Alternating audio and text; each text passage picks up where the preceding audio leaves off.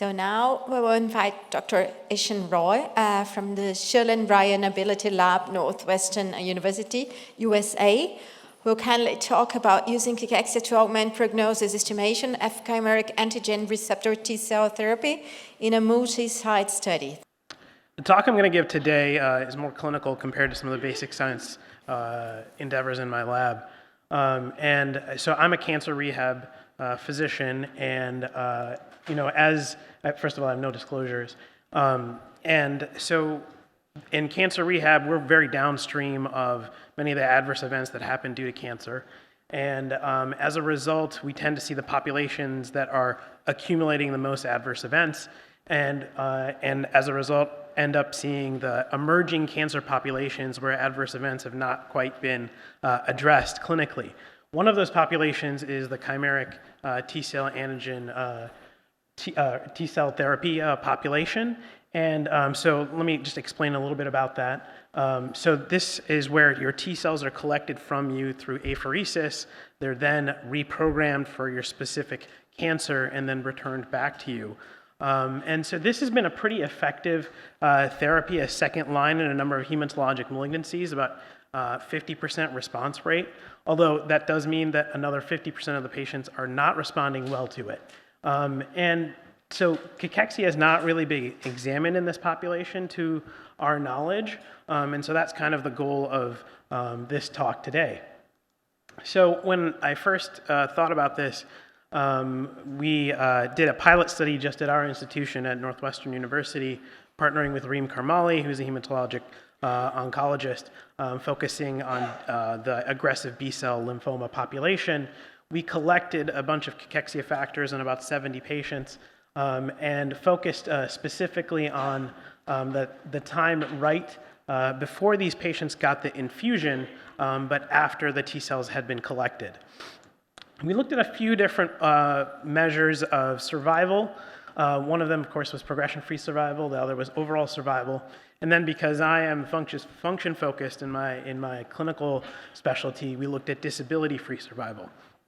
We defined that by essentially, did they ever need institutionalization for functional issues? In other words, did they lose their functional independence? And if we look at all the different factors, first of all, we looked at body weight change and saw a relationship between survival and body weight change. But the more interesting data was actually in the blood-based markers, where in particular prognostic nutritional index, which I'm going to explain in a little bit, was associated with all three types of survival and independently associated in particular with overall survival. Now, one flaw, I think, with this analysis was that, that we actually combined the weight loss group. So this is actually both cachectic and pre-cachectic altogether, so anyone who had any type of weight loss. So moving forward, we made a few changes based on this preliminary findings. And first of all, we decided to do a multi-site cohort of 433 patients, again with aggressive B-cell lymphoma, who all received directed CAR T-cell therapy. And we moved the timeline up of when we would be interested in cachexia. This was for a couple reasons. One was that the data was a little bit more clean at that time in terms of collection. The second was that this window seemed like a potential opportunity for interventions in the future. We talked a little bit about prehab interventions potentially for cachexia. And at this window basically requires patients to wait for their therapy after you've collected the T cells. So potential avenue for both medical or physical interventions. So these are the participating institutions within the United States, covering all across the country, and pretty good distribution between them in terms of where the subjects were coming from. Now, let me take a pause and explain a little bit about lymphoma. So lymphoma prognostication has been pretty well established using the International Prognostic Index. It's essentially a combination of age, stage, performance status, nodal status, and then serum LDH, which is an important biomarker in lymphoma. It allows you to stratify the population between low, intermediate, and high. However, when you look at our cohort, and this has been shown in other scenarios as well, this doesn't work so well for this population that has gotten CAR T-cell therapy. you see a lot more clustering of the different scores, and in particular, that's true in both overall survival and in progression-free survival, and the highest 3 scores essentially have the same survival. So clearly something else is needed in terms of identifying this population that's going to relapse. So in terms of then cachexia in this population, about 40% of them meet the 2011 consensus criteria. And then a little more than half have some severity of cachexia based on the BMI adjusted weight loss or the weight loss grading scale. I actually use it in my clinic, Dr. Barakas. And then we looked at some blood-based markers too, just to carry over from the previous study. And no matter which blood-based marker you look at, a neutrophil lymphocyte ratio, prognostic nutritional index, or serum creatinine, which is not, I don't see it often in the cachexia literature, but it's used frequently in 2 other situations that are familiar to me. One is in the neuromuscular population. A lot of neuromuscular doctors will follow serum creatinine as a measure of muscle in their population, particularly in diseases like ALS, but then also in clinicians that titrate parenteral nutrition, they'll often use serum creatinine. In any case, in all 3 of these situations, there's a significant percent of the population that would meet risk for cachexia. So first of all, we looked at the interaction between cachexia and a number of demographics and cachexia variables. In this case, we just defined cachexia using the 2011 criteria. And somewhat surprisingly, there was no association between a number of the demographic variables. Some of them are even surprising, like performance status and BMI and age, but also tumor variables. And then there were a few that were associated, like those patients on clinical trials, those patients who had a stem cell transplant that was autologous, and specific genotypes for this population. We then looked at what we called short-term outcomes. And so on the timeline, these are adverse events that, or particular outcomes that happened during that hospitalization phase after the infusion of the T cell, and then within the first 180 days or so after that hospitalization.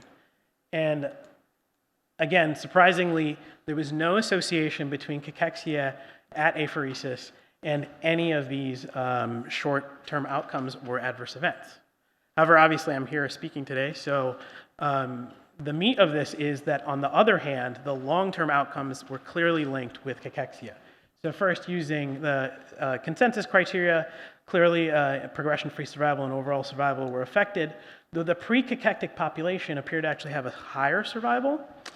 And then when we use the weight loss grading scale, again, we see good separation. But again, maybe those patients with slightly less severe but still have cachexia didn't appear to meet median survival.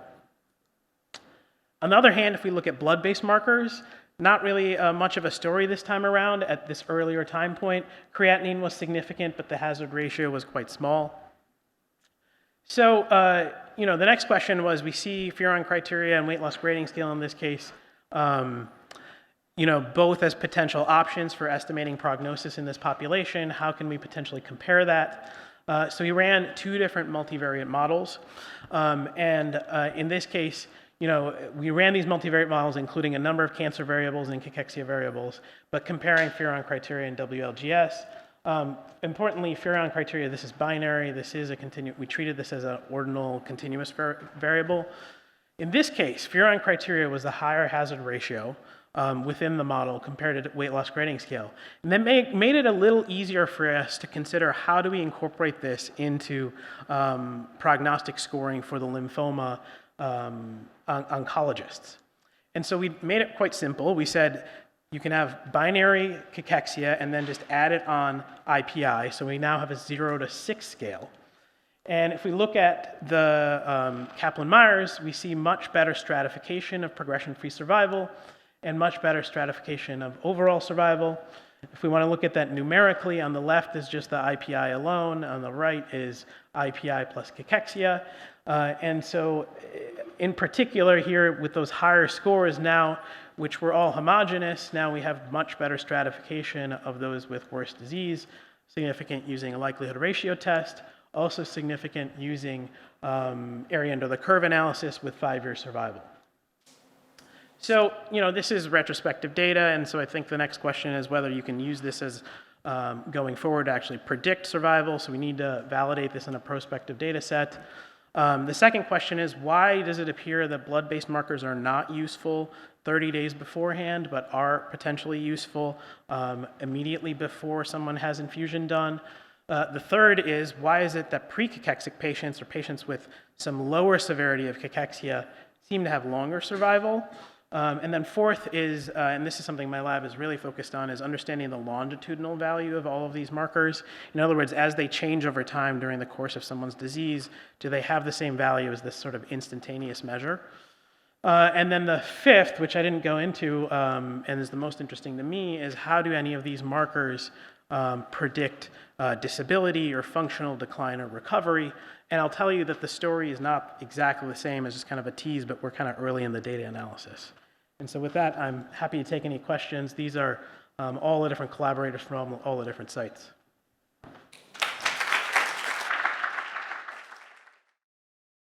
Just a quick one.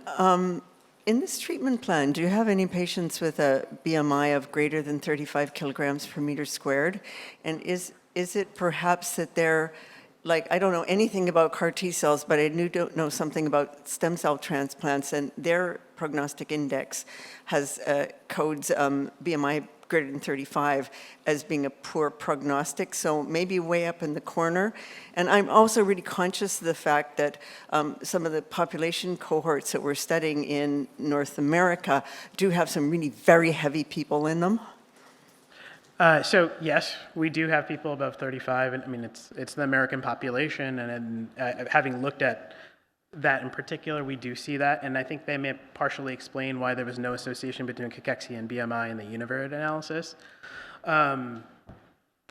In terms of how that might impact outcomes, I don't think that's been specifically looked at in the CAR T population. I'll also add that although our multivariate analysis makes it look like weight loss grading scale is less useful, downstream, I still use it quite a bit in clinical decision making in terms of understanding the prognosis timeline and what is appropriate for patients in that timeline.